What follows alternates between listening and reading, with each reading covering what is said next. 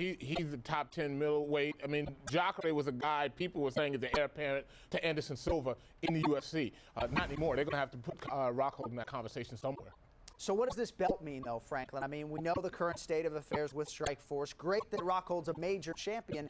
Do we think he's going to be transitioned to the UFC? Is he going to defend? What's going on? Well, I think at some point, if he will probably defend the title, he will probably afterward move to UFC. Look, this belt didn't mean as much to Jacare as we thought, because Jacare was trying to showcase himself for the UFC. That now falls on Luke Rockhold. Right, I think Rockhold's going to need time to mature. Stay in Strikeforce and mature his skills a little bit. Don't just rush to the UFC right away. He needs time to mature his skills and develop his game more. All right, you want to see a rematch against Jacare, or do you want to see him face Tim Kennedy? I say Tim Kennedy first and then Jacare again. All right, well, we mentioned AKA, and we're going to continue that theme because it was also a big night for another representative of the American Kickboxing Academy, former light heavyweight champion King Mo Lawal, getting back in the win column with a first-round knockout of Roger Gracie. Roger was doing a good job up to the point to where he rushed in and got caught. King Mo, he knows King Mo is dangerous, and I don't know what forced him to do that, and he just made a bad choice and got stuck. So the big key for Mo was how was he going to react after being off for so long? His reaction was pretty good on his way back. Yeah, he's on a big way back, and of course the question beckons who is next for him at 205. Maybe it's a rematch against the former champion Rafael Feijão Cavalcante. All right, meantime, Season 5 of Bellator Fighting Championships continues this weekend. Seminole, Hard Rock, Hollywood, Florida. Quarterfinals of the middleweight tournament. The field includes former title challengers Jared Hess and Alexander Shlemenko. Also part of the prelim card, the Bellator debut of Rad Martinez, who you may recall was featured earlier this year on ESPN's Outside the Lines. All right, up next on MMA Live, don't bother making plans for September 24th. John Jones, Rampage Jackson are going to Mile High. Will the belt that keeps changing hands finally stay put? Stay with us.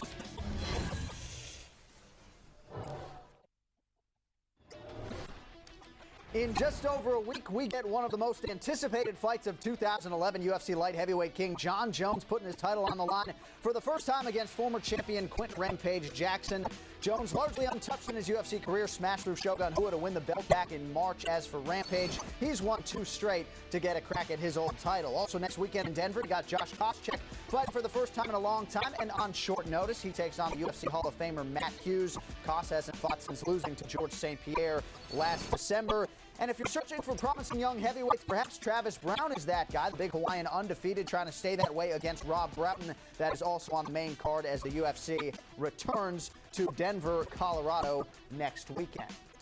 And we are back here on MMA Live. John Anik, Miguel Torres, Franklin McNeil. So, guys, you saw Travis Brown there. Let's keep the spotlight on him for a second. Seems to be a name to keep an eye on here in the heavyweight division. I mean, the biggest thing is the team that he trains with. He's a very promising young fighter, and he has great potential. So the biggest thing is he's from Team Lloyd Irving, and I see a lot of bright future for him.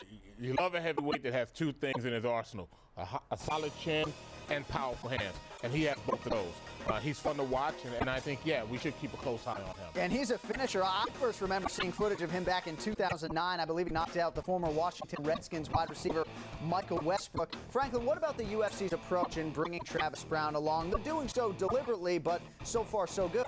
Absolute right approach for a guy like this. He still needs some things he has to work on, like his ground game. We haven't seen much of that. There's a lot of talent in the heavyweight division right now. There's no need to bring him along too quickly. All right, so our 2-week preview of UFC 135 is underway, and now for more, we welcome in our international correspondent from the Daily Telegraph, Gareth A. Davis, who is in Las Vegas for Floyd Mayweather and Victor Ortiz this weekend. So, Gareth, UFC 135 next weekend. We mentioned Travis Brown. What do we know about his opponent, Rob Broughton? Well, Rob Broughton, John, has been a fighter, believe it or not, from the day he was born. Not a lot of people know this, but he's got an amazing backstory. He was born with his feet the wrong way round, and as a child had multiple operations to turn his feet around. And, he's a giant of a man, remember, so there's a lot of weight through those feet. He's an amazing character. He's a big, lovable bear. Look, he may never fight for the heavyweight title in the UFC, but he's a 7-year career now, 20 fights, knocked out, or submitted rather, Vinicius Queiroz in his UFC debut at 120. And I really hope for Rob he has a great showing in this event against the dangerous puncher, Travis Brown. Well, and certainly a big opportunity there against Travis Brown. We will break down the bulk of that fight next week here on MMA Live. Want to go back to Miguel and Franklin, though, right now as we segue to that co-main event. We mentioned Matt Hughes against Josh Koscheck. It'll be the 54th professional fight for Matt Hughes. Do we think, win or lose, this might be the last we see of the UFC Hall of Famer? I think so. You know, it's one of those fights where he's been in the game for a long time. He's up in age, and he's had his run. And a fight with Koscheck, you know, it's going to be one of those make or break days. Yeah, it's a tough fight for Matt Hughes. I do believe he is definitely, if he wins this fight, it'll be very difficult for him to move away. But it's a tough fight. I think if he loses, he's going to step aside. And perhaps a tougher fight than it would have been against Diego Sanchez. Of course, Koscheck here stepping in as the late replacement after Sanchez breaks his hand. What kind of impact do we think the short notice and the quick turnaround, at least in terms of the notice, could have on Koscheck? You know, for Koscheck, it's one of those fights where he was off for a while and he's coming back in, and he knows that he's fighting a legend and he could retire him. So mentally, he knows he's going to come out there and bring it.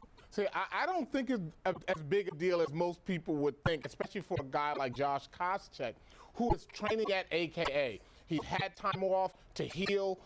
He's going against some of the top fighters in mixed martial arts. I think he's going to be okay with the layoff.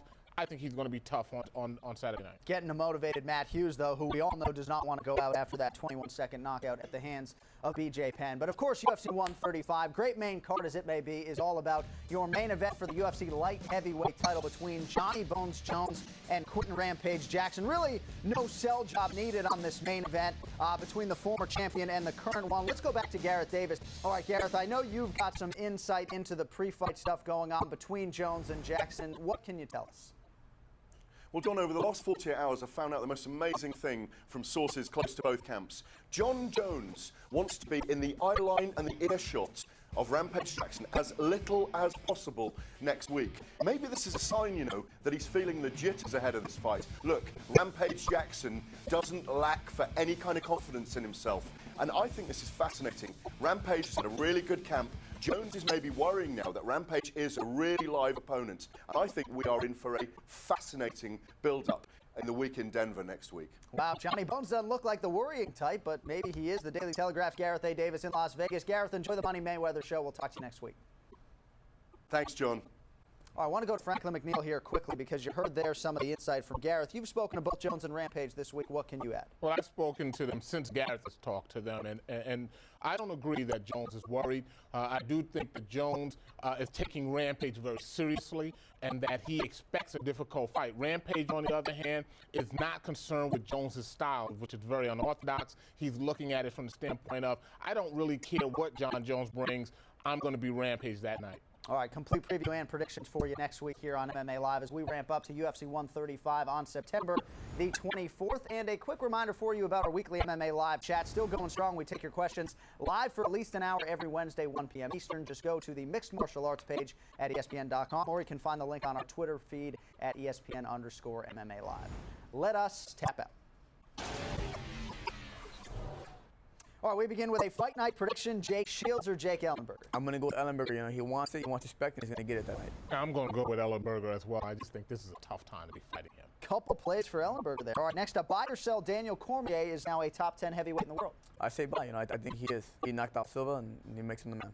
Double buy. This Yes. kid is awesome. I mean, he's for real. First time we've agreed. Yeah. I love it. And I hope my Twitter haters are watching those two answers there. All right, next up, fact or fiction. Travis Brown will eventually fight for a UFC title. I think so. I think eventually it's going to happen one day. I'm going to go against that right now. I'm going to say fiction, only because I haven't seen enough of his ground game. But his future looks bright, but no. All right, buy or sell. Altitude will be a factor when John Jones and Rampage Jackson square off next weekend. I don't think so. You know, both fighters are, you know, seasoned athletes. They've been training for this fight. They're professionals. I don't think it's going to affect them at all. Boy, I don't think it's going to be a factor. Rampage is training in Colorado. John Jones has really adjusted as he's gone on. I think that won't be a factor at all. All right, and quickly, Miguel Torres is here. You look trim. You look like you could fight soon. When are you getting back in the cage? I'm looking to fight again November 19th. I've been training hard for the past, I want to say, 3 weeks. I slimmed down a lot, about 10 pounds, and I'm just looking for an opponent, so I'm just waiting to get the call. Needs an opponent, but will be San Jose at UFC 139. So will. All right, that is going to do it from here. For Miguel Torres, Franklin McNeil, and the crew, I'm John Manick. Until next week, enjoy the fights, New Orleans, and don't text and drive. So,